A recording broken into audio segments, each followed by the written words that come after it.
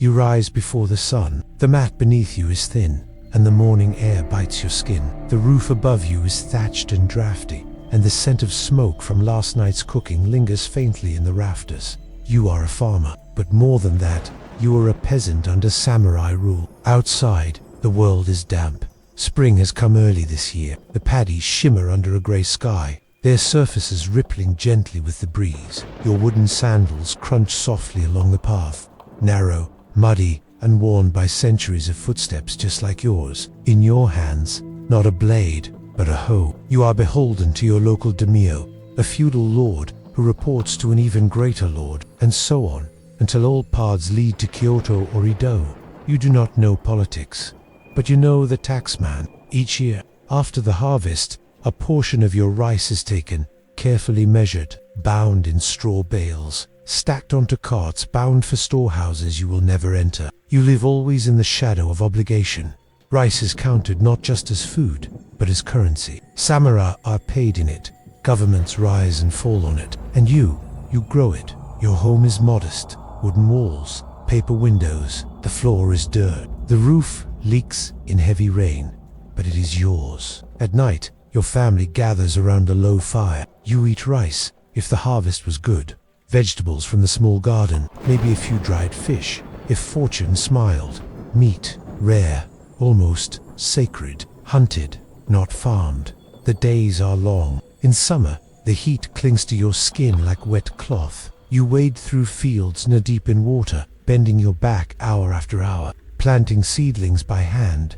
In winter, the earth hardens. You mend tools, patch clothes, pray for a better year. The samurai come and go. Sometimes they are silent, riding past on narrow trails, armor creaking faintly, faces impassive. Sometimes they collect tax. Sometimes they collect conscripts. Though forbidden to bear arms, you have seen peasants fight. Desperation, like drought, knows no law. You are not a nobody. The Confucian order says farmers are second only to the warrior class, above merchants and craftsmen. You feed the nation, but prestige does not soften calluses, or protect your daughter from the wandering recruiter, or your son from the shogun's next campaign.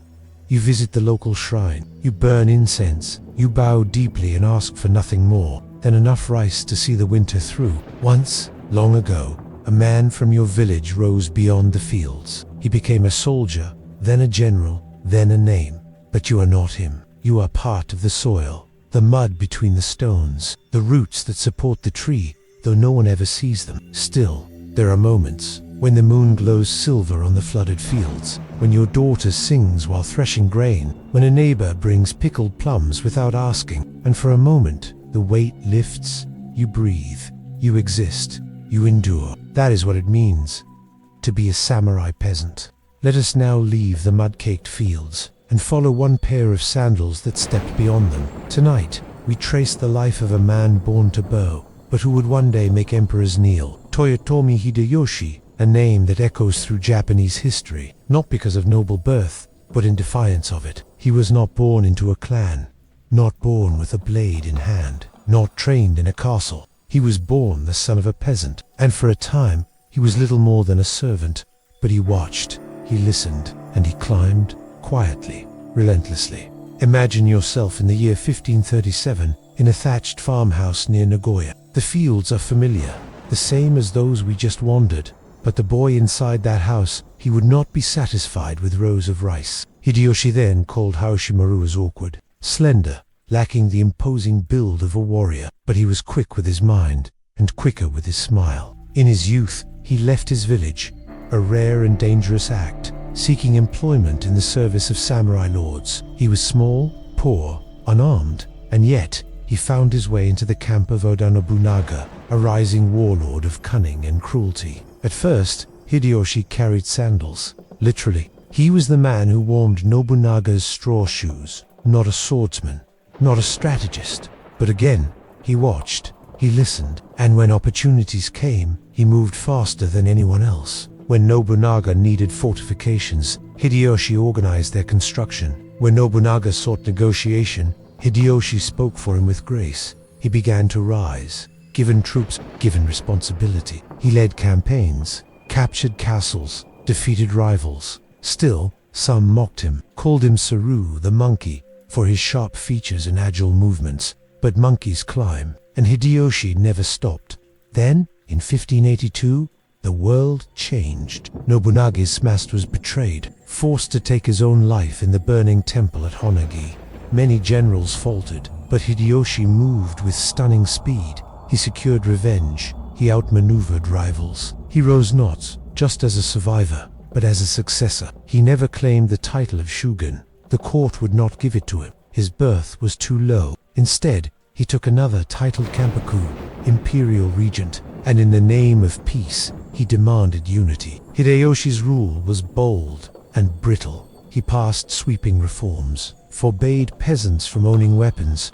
To prevent any rise like his own, he commissioned great building projects, lavish palaces, Kyoto's golden age. But he also launched a disastrous invasion of Korea, a war born more from pride than purpose. It drained resources, destroyed his reputation, and shattered his dream of a legacy. In 1598, as he lay dying, he entrusted his young son to a council of regents, but unity unraveled. Within a few short years, his clan was swept aside by Tokugawa, and so Hideyoshi fell. But his story endures, because he proved that in a world of blades and bloodlines, a peasant could rise through sheer will.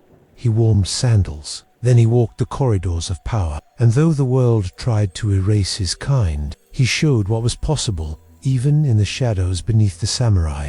Let us now drift even further back in time, centuries before Hideyoshi, before the castles, before the formalities of the Tokugawa peace. We arrive in the 12th century, a quieter, older Japan, the time of the Kamakura, where power was being pulled from the hands of emperors and placed gently yet firmly into the calloused hands of warriors. But tonight, we do not follow a general, or a monk, or even a farmer.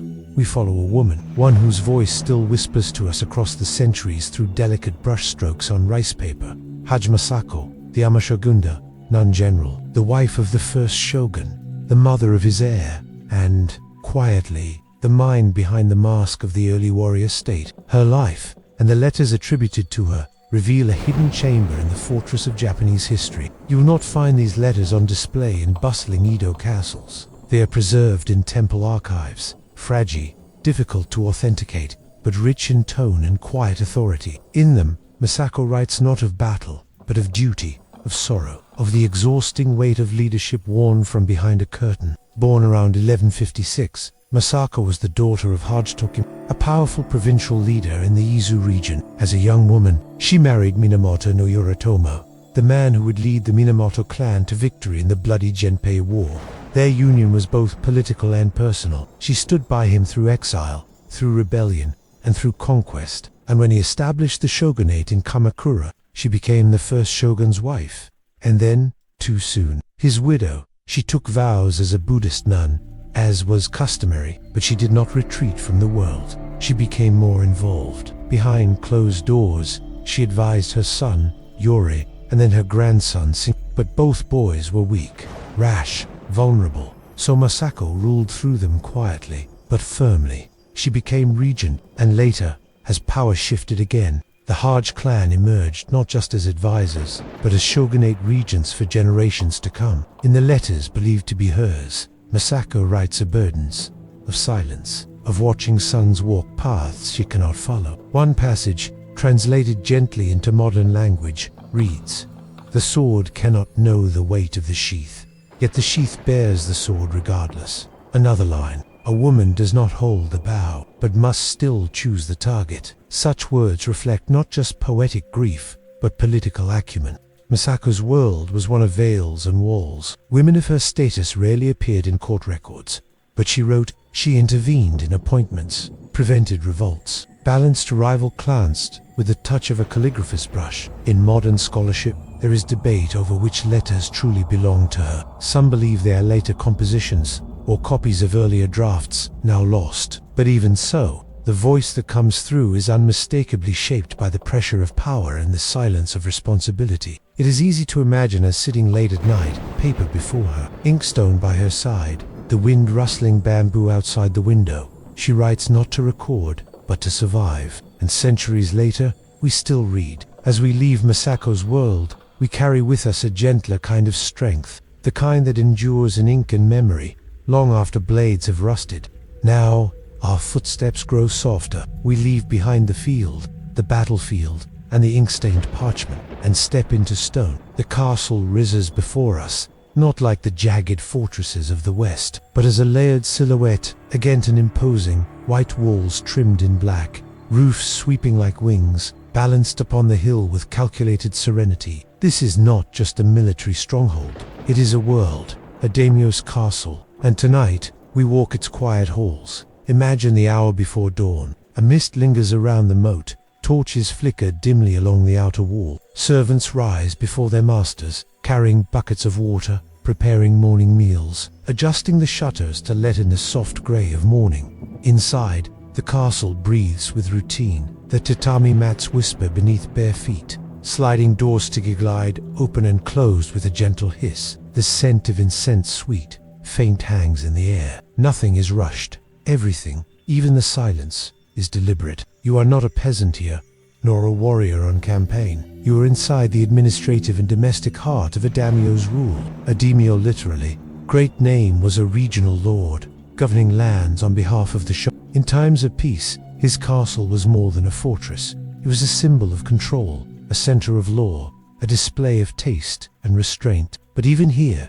within thick stone walls and polished wood floors, power was never casual. The daimyo's day begins with stillness. He does not leap from bed, but is roused gently by an attendant. His formal kimono is laid out, each layer smooth.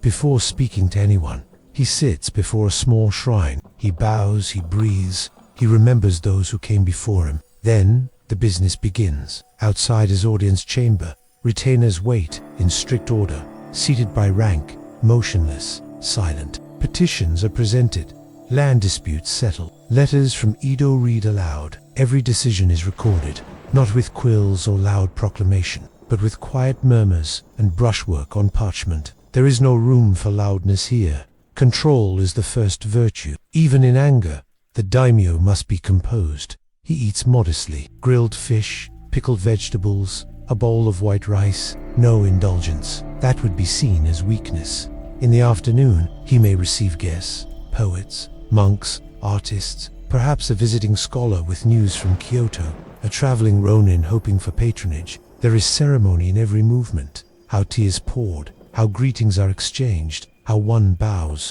Everything serves the greater order, and yet beneath that order is tension. Every samurai here knows that peace is a delicate mask. Beneath it lie grudges, old rivalries, inheritance disputes, waiting to awaken. Evening brings a retreat, a garden stroll, lanterns lit along narrow paths.